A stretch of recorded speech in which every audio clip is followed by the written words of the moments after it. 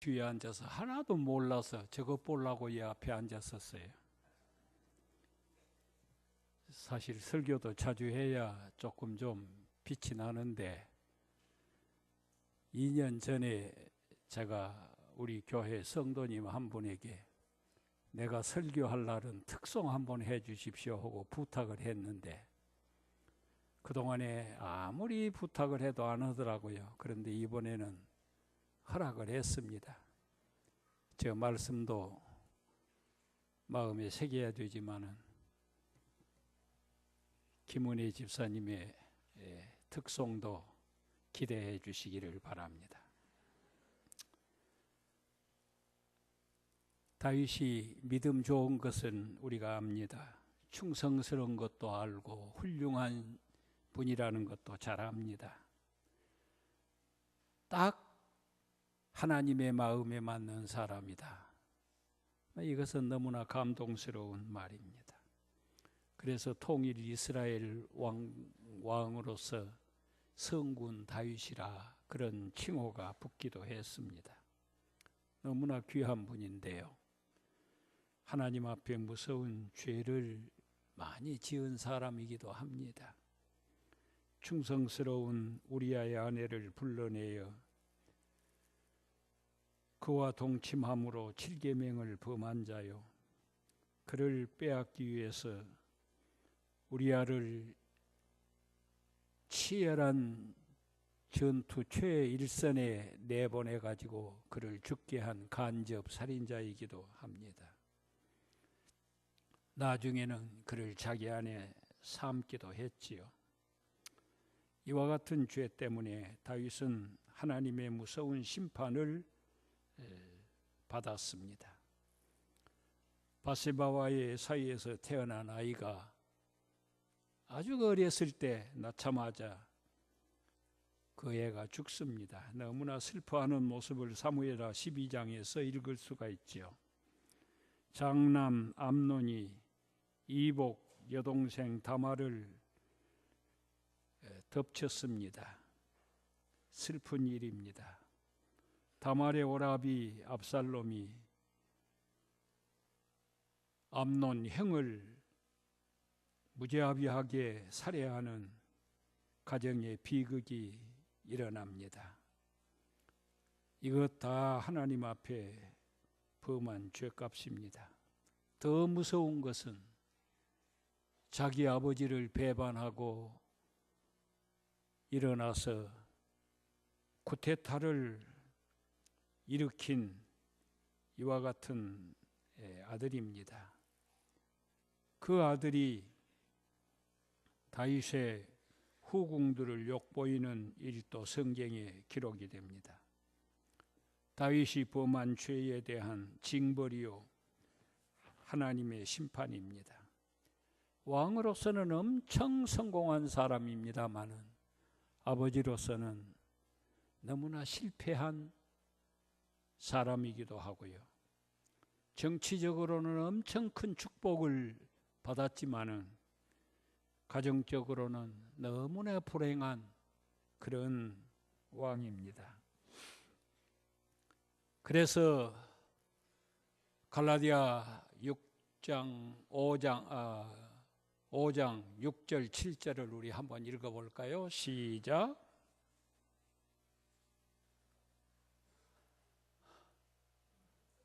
시작.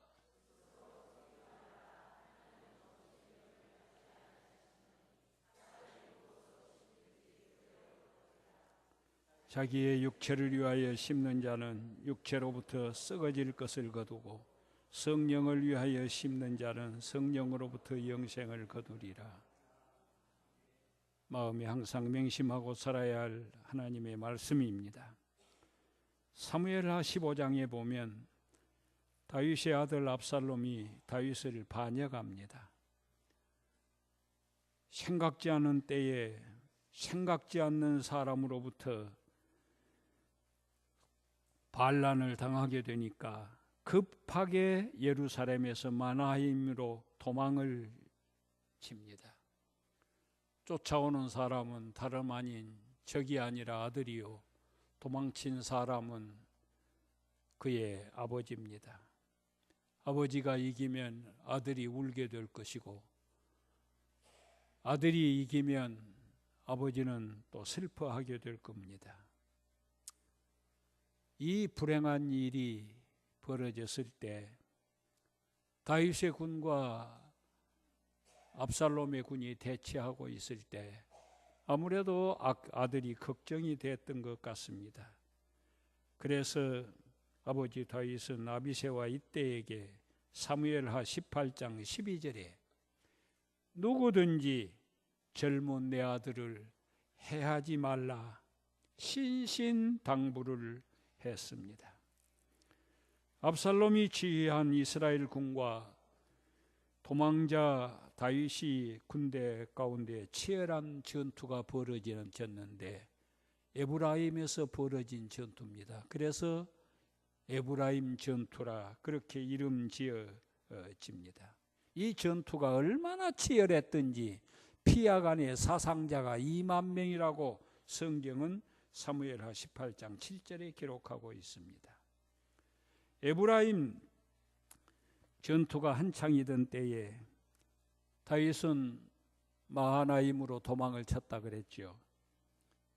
초조하게 전쟁 소식을 기다리고 있었습니다. 18장 24절에 보면 두 문 사이에 앉아 있었다 그렇게 말합니다. 앉아 있었다. 여러분 서서 있었다가 아니고 앉아 있었다. 그런데 이 앉아 있었던 것은 금방 조금 앉아 있는 게 아니고 계속 아침부터 저녁 때까지 앉아 있었다. 그런 내용입니다. 이 모습은 전쟁에 나가서 고생하고 죽고 사는 그 부하들과 함께 하겠다. 그들이 고생하는데 내만 편히 있을 수가 있느냐. 그래서 그렇게 하고 있는 모습도 됩니다마는 또 다른 의미는 내 아들 소식이 어떻게 됐나. 너무나 궁금해요. 다 죽어도 그애만은 살아야 될 건데 일구어신 가슴에 품고 있던 그런 마음이었기 때문에 지금 초조하게 성문에서 이제 궁금해 소식을 기다리고 있었습니다. 그때 전령이 달려오는 것을 보고 제일 먼저 물었던 질문이 뭡니까? 아히마아스에게 물었습니다. 18장 29절에 젊은 압살롬은 잘 있느냐? 내 아들 잘 있느냐? 그 말입니다. 걔가 이상한 대답을 하니까 쫓아오는 구스 사람에게 또 묻습니다. 젊은 압살롬이 잘 있느냐? 다윗은 잘 있다는 소식을 기대하고 참 물었지만은 불행하게도 그는 잘 있지 못했습니다. 상수리 나무에 목이 걸려가지고 요압 장군이 심장을 찔렀다 그랬어요. 그리고 그의 10명 부하들이 쳐 죽였다고 그렇게 성경은 기록하고 있습니다. 이 충격적인 비보를 접한 다윗의 모습이 오늘 우리 본문 마지막 33절에 있는데 우리 한 번 더 읽으십시다. 33절입니다. 시작.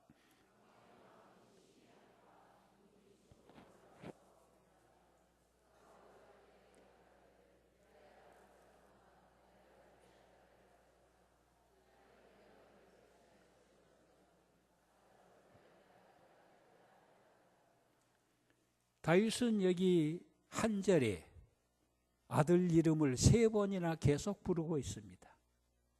또 한 절 안에 아들이라고 하는 내 아들이라고 하는 말을 5번이나 연거푸 반복하고 있는 것을 우리는 봅니다.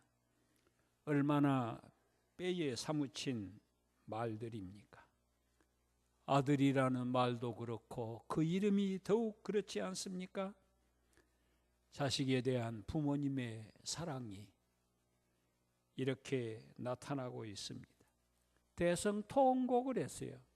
죽었다는 소식을 듣고 왼수 같은 자식인데도 아버지 다윗은 그의 죽음을 이렇게 슬퍼하고 있는 거 보십시오.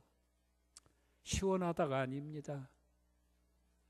그렇게 아버지를 배신하고 집안에서 분란만 일으키고 했던 그 자식을 보고도 이렇게 못 잊어서 애타는 마음을 갖고 있습니다. 배은망덕한 자식에 대한 죽음을 이렇게 슬퍼하고 있습니다. 자식을 이렇게 사랑하는 부모의 가슴에 못을 박고 부모를 슬프게 했던 그 배은망덕한 압살롬이 죽었다는 소식을 듣고 이렇게 말하고 있습니다.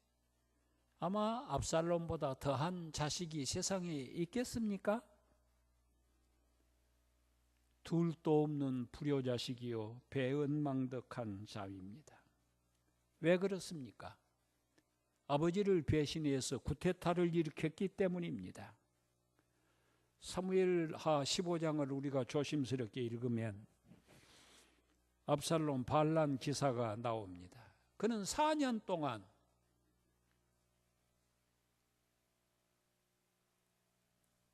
준비를 했어요. 병거와 말들을 준비하고 백성들이 왕을 찾아가서 원성할 그런 내용들을 가로채 가지고 자기가 해결해 주겠다고 하면서 백성들의 마음을 도적질하고 그렇게 4년 동안 공들여 가지고 헤브론에서 반기를 든 것입니다. 사무엘하 15장 10절 한번 읽어볼까요? 시작.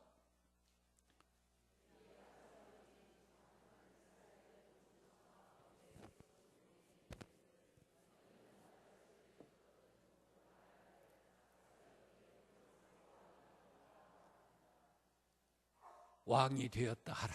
세상에 이런 글을 우리는 읽는 것이 너무나 불행스럽습니다. 뿐만 아니라 이 압살롬 부모를 많이 울렸어요. 기쁘게 해드려야 할 부모인데 부모를 많이 울렸어요. 압살롬은 그의 누이 다말을 강간한 이복형 암논을 살해했습니다. 이 소식을 듣고 땅을 치며 통곡했는데요. 사무엘하 13장 31절 한번 읽어볼까요? 시작.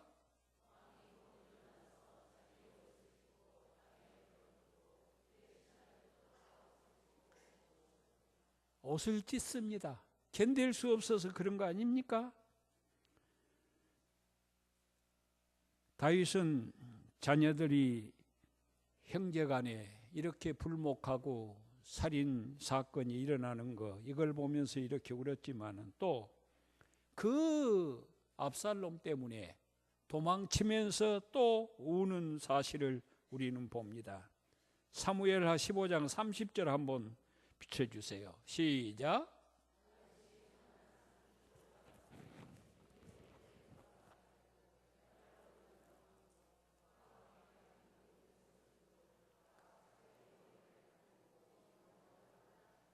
자식에게 배반을 당하고 도망가면서 울었다 그랬어요. 아마 그 울음이 어떤 울음이겠습니까? 말 한마디만 모진 말 들어도 달기똥 같은 눈물이 쏟아지는 것이 부모인데 그 배신을 당해가지고 도망을 하면서 이런 팔자도 세상에 있나? 마음은 그랬을 것이고 입으로는 통곡을 하고 가고 있는 것을 봅니다. 또 그것뿐이면 괜찮겠는데 오늘 우리 본문에 그 압살롬이 그런 원수 같은 압살롬이 죽었다는 소식을 듣고 여러분 어떻게 울었습니까? 통곡을 했습니다. 그 33절 말씀을 어느 신학자가 해석을 할 수가 있고 어느 문장가가 표현을 할 수가 있겠습니까? 한 절 말씀은 자식된 모두를 울리고 부모된 모두를 가슴 아프게 하는 그런 말씀입니다.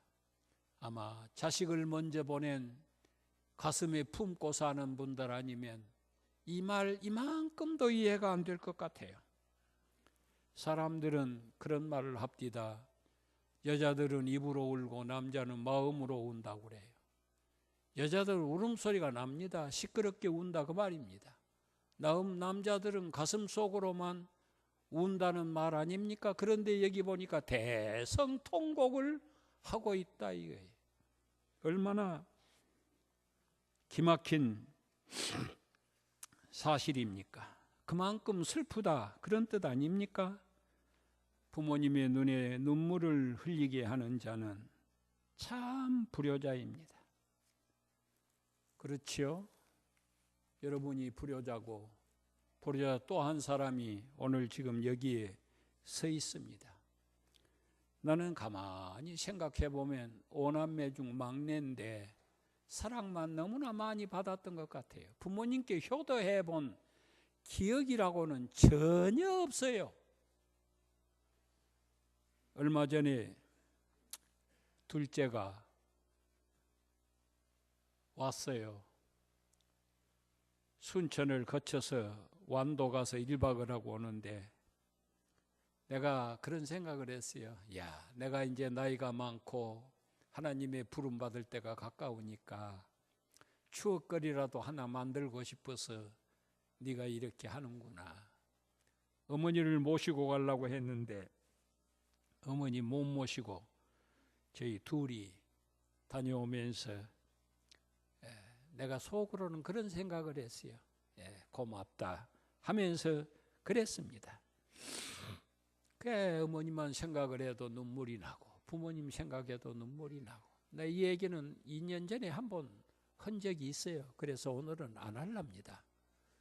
제가 아는 교회 권사님 지금은 60이 넘었고 은퇴를 했는데 그분 초등학교 교사였습니다. 교사였는데 어머니가 세상 떠난 지 얼마 뒤에 하교 시간에 애들 다 보내놓고 텅 빈 교실 안에서 비가 오는 날 오후 내내 울었다고 하는 그런 기록을 저는 요새사 월보에서 찾아 읽으면서 저도 함께 눈물을 지었던 그런 생각이 납니다.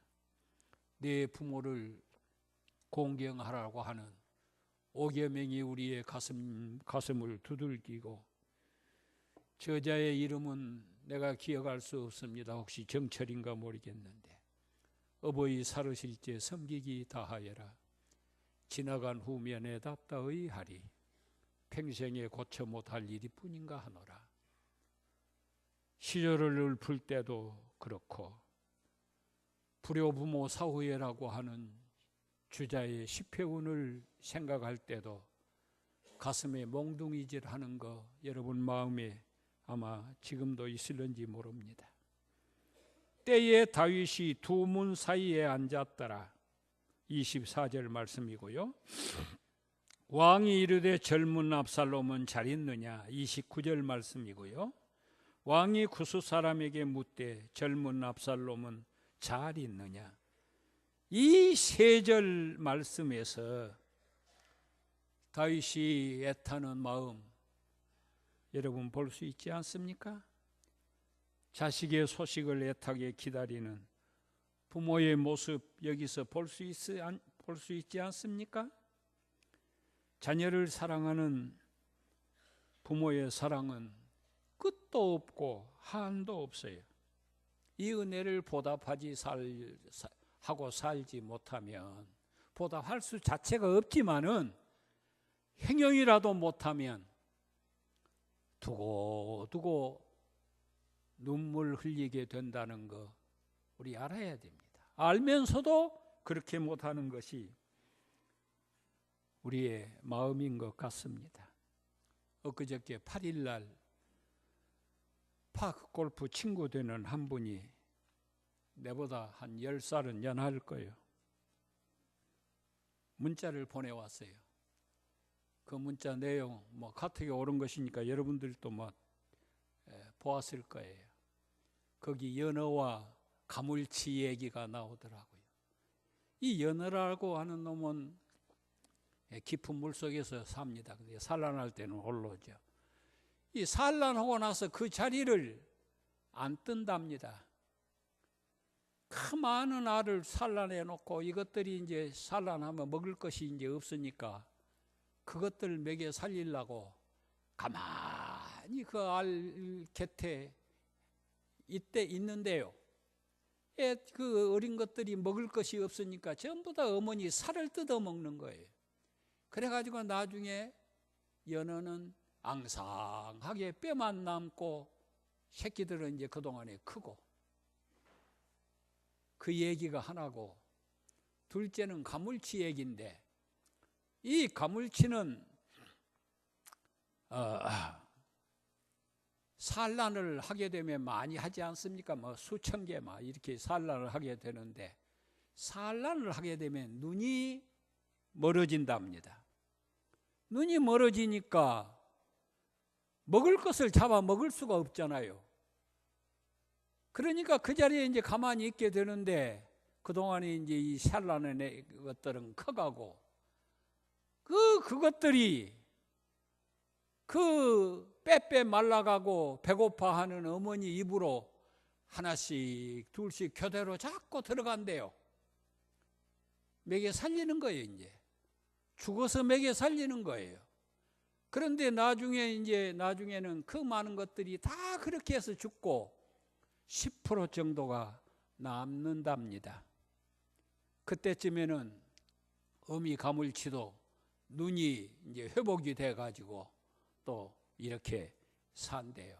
이 얘기가 얼마나 사실인지 저는 잘 모릅니다만은, 연어 같은 부모, 가물치 같은 자녀들,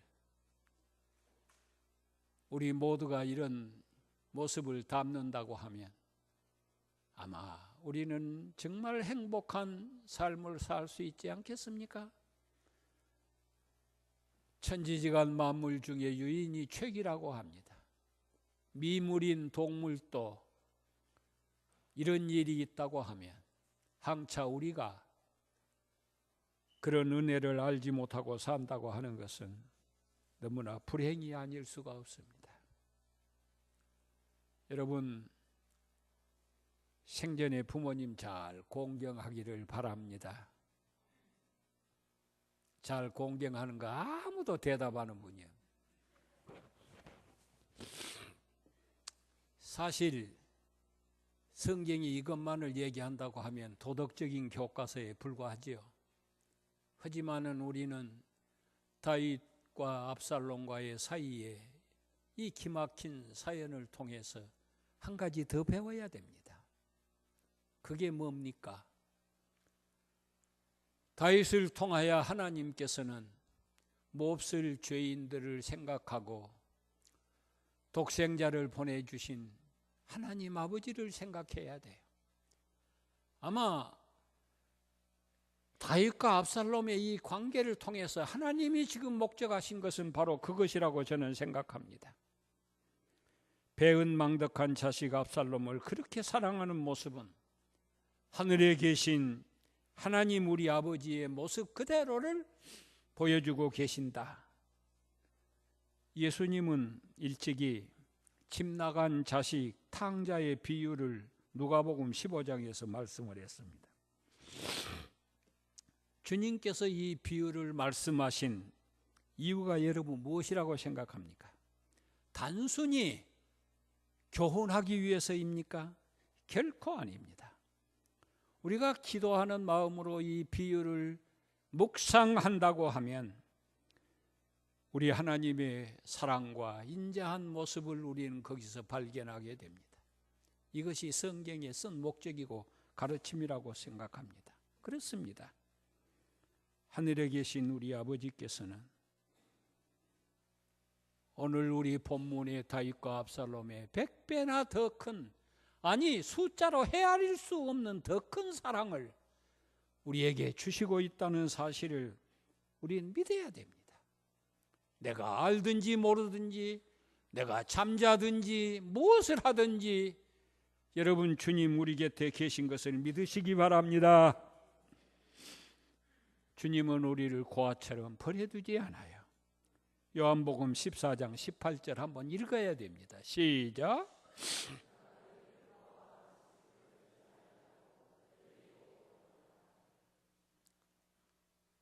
내가 너희를 고아와 같이 버려두지 않는다. 힘없는 육신의 부모가 이 말을 해도 얼마나 신이 납니까? 전능하신 하나님이 이 말씀을 우리에게 하고 계세요. 28장 마태복음 28장 20절도 한번 읽어야 됩니다. 시작.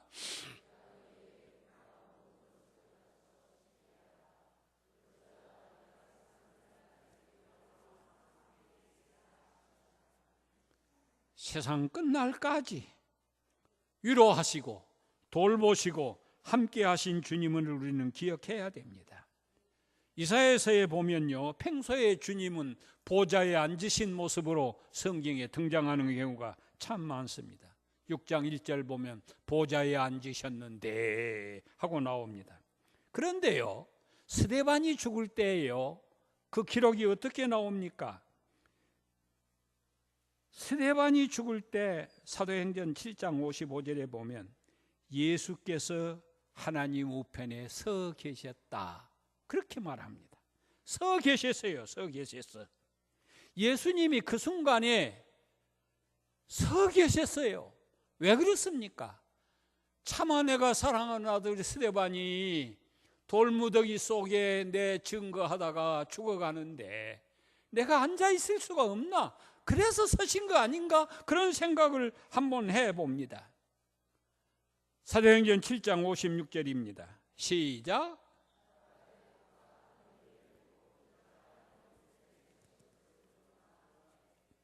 인자가 하나님 우편에 서 계셨다 그랬어요.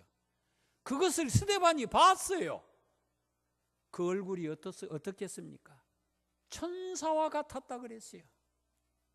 그것을 보니까 내가 죽는 것도 문제가 아니고 돌무더기 쏟아지는 돌도 아픈 것도 하나도 없고 천사와 같았다 그랬어요. 주님이 우리를 돌보시고 사랑해 주신 거 생각하면요, 우리는 정말로 하나님 앞에 충성하라는 말 안 해도 충성할 수 있을 거예요. 제가 1964년, 그러니까 65년 전의 얘기입니까? 55년 전의 얘기입니까? 9월 19일 그날 기숙사에서, 기숙사니까 요새 기숙사 상상하면 절대로 안 됩니다. 영국군이 쓰다가 버리고 간 그 군인 천막인 막사입니다. 막사에 이제 참 기숙하고 있었는데, 이제 주말이 되면 다 학생들은, 전도사들은 자기가 교회에 섬기는 곳으로 갑니다. 나는 그해 4월 달에 입학을 해놓으니까 아는 사람도 없을 뿐만 아니라 돈이 없어 집에 오도 가도 못하고 그저 이제 지내야 돼요. 그런데 저녁을 이제 챙겨 먹고 이제 설거지 그래도 닦아는 놔야 한대요. 설거지 한다고 하고 있는 창밖을 내다보니까 휘영청 달 밝는데 그날이 8월 보름 전날이라 집에 고향에 가면 부모님도 계시고 사랑하는 아내도 있고 돌 지난 돌이 아직 지났나? 아들도 있고, 조목사 아닙니다. 마디 또 있었어요. 있고, 여러분 생각 안 나갔어요? 나갔어요? 나는 못 가고 있다. 음식 챙겨놓고 먹으면서 내 생각하겠지. 이런 생각을 하다 보니까 그냥 울음이 나오는 거예요. 난 그때 그 울음 지금 아마 가장 슬퍼서 울었던 기억나는 울음입니다. 엉엉 울었어요. 그냥 듣는 사람도 없고 부끄러울 것도 없고 혼자 그냥 지 서러움에 지가 지쳐서 그냥 우는 거예요. 그러다가 그냥 책상 앞에 쓰러졌던 거예요. 얼마나 지났는지 몰라요. 칠흑같이 어두운 밤인데 새벽 기도에 가다 보면 보랏빛 하늘 밝지도 않고 어둡지도 않은 그 모습인데 찬송 493장 하늘 가는 밝은 길이 내 앞에 있으니 슬픈 일을 많이 보고 늘 고생하여도 그 찬송 가사입니다. 가사는 안 들리고 무슨 악기인지 세상에 들어보지 못한 악기로 그 찬송이 들려오는 거예요. 너무나 좋은 거예요. 훨훨 하늘로 올라가는 거예요. 나는 꿈을 항상 개꿈이라 그렇게 생각합니다. 그런데 그때는 개꿈 아닌 것 같더라고. 올라가는데 너무나 좋아가지고 찬송을 따라 부르다 보니까 책상 앞에 앉아 있는 거예요. 눈물을 흥거히 흘린 터가 있고, 내 생각했어요. 외롭고 고단하고 어렵지만은 언젠가는 아름다운 천사들의 찬송가 소리에 맞춰가지고 하늘로 올라갈 때가 있을 거다. 아마 그런 것으로 나는 해석을 했어요. 그 뒤로 어찌 어려움이 없지를 않았겠어요. 어찌 고생이 없지를 않았겠어요.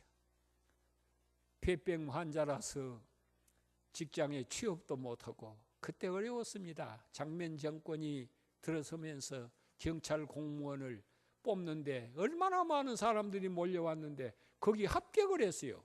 마지막 이제 내야 할 것이 건강검진서인데 이제 그 군산의료원에 가가지고 그것을 해가지고 어디다 쓰려냐 그래서 자랑스럽게 얘기했더니 이게 이 정도면 안 된대요.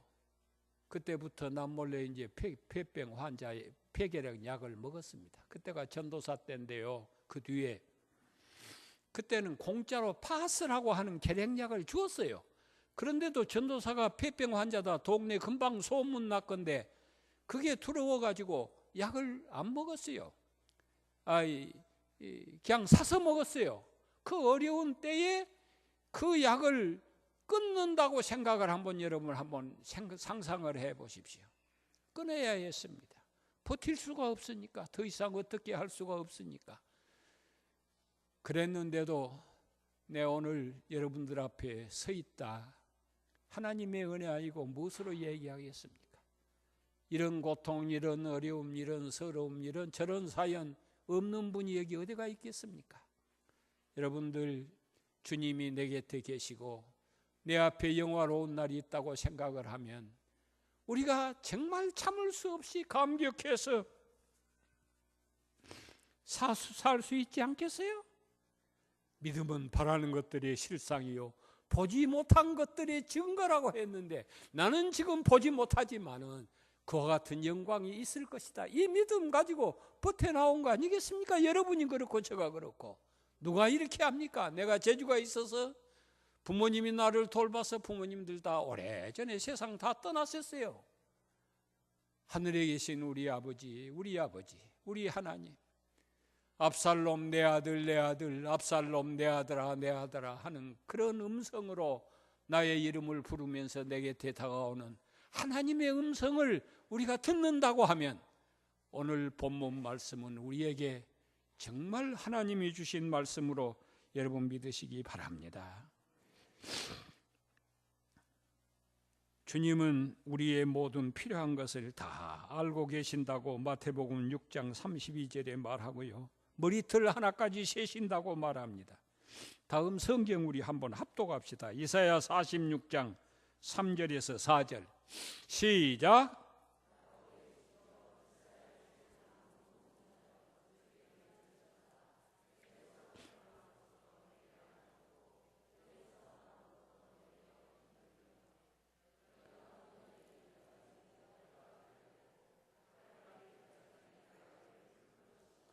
누가복음 21장 17절 시작.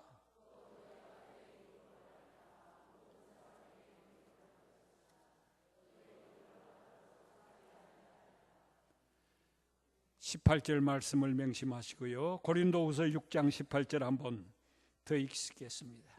시작.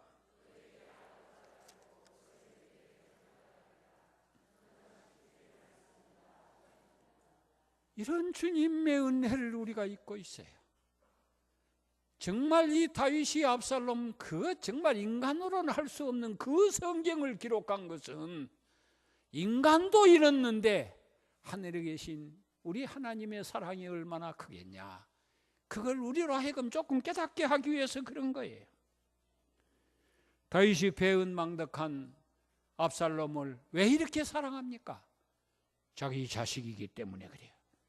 가정을 망치고 국가의 안위를 뒤흔든 배신자의 죽음을 그렇게 슬퍼한 것은 이성적으로 설명할 수가 없고 논리적으로 기록할 수가 없습니다.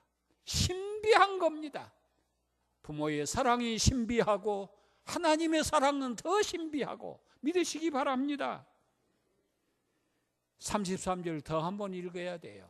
시작.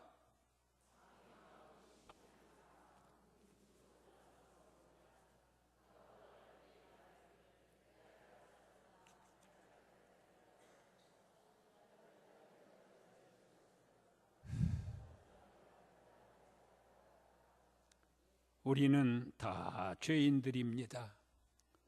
알려진 죄도 많고 알려지지 않는 죄는 더 많을지 모릅니다. 의인은 없나니 하나도 없다고 했습니다. 죄의 삭은 사망이라고 했습니다. 이 죄를 사함받지 않고는 아무도 천국에 갈 수가 없습니다. 절망입니다. 좌절입니다. 소망이 없습니다. 영원히. 그런데 하나님은 우리를 구원하기 위하여 독생자를 보내주셨습니다. 우리를 천국 백성 삼아 주셨습니다. 우리를 죄로부터 구원하여 영생을 얻게 하셨습니다. 이사야 53장 6절입니다. 시작.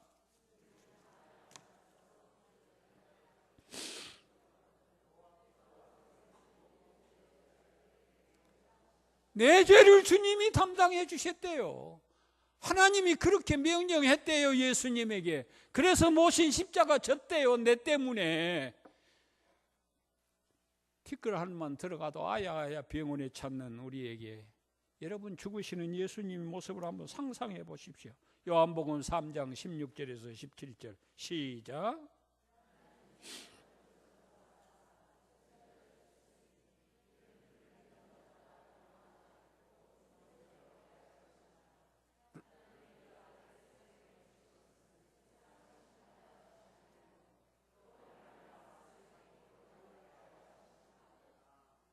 한 절만 더 읽으십시다. 로마서 5장 7절.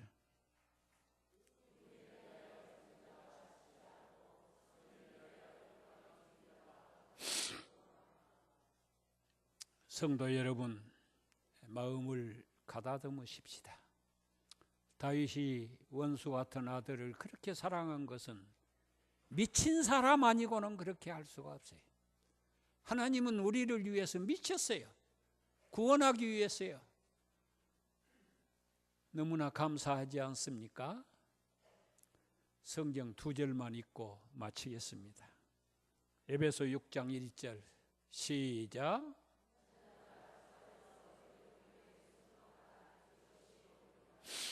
전도서 12장 13절 시작.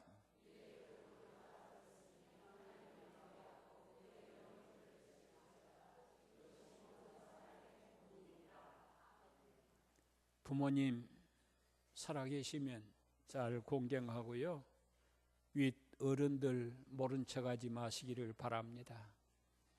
하나님은 더 잘 공경해야 되겠죠.